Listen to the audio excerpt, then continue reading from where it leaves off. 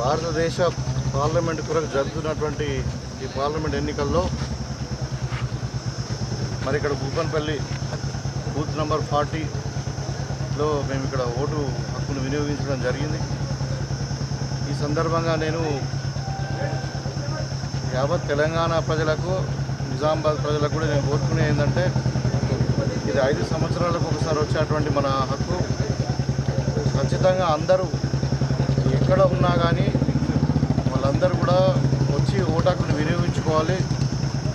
మన భారత ప్రధాని ఎవరు అని నిర్ణయించేటువంటి ఎన్నిక కాబట్టి ఇది మన దేశ భవిష్యత్తును నిర్ణయించేది, ఈ భారతదేశాన్ని పరిపాలించే ఎన్నిక కాబట్టి అందరూ కూడా ఎన్ని పనులు ఉన్నా కానీ ఇవాళ హాలిడే కూడా డిక్లేర్ చేయడం జరిగింది.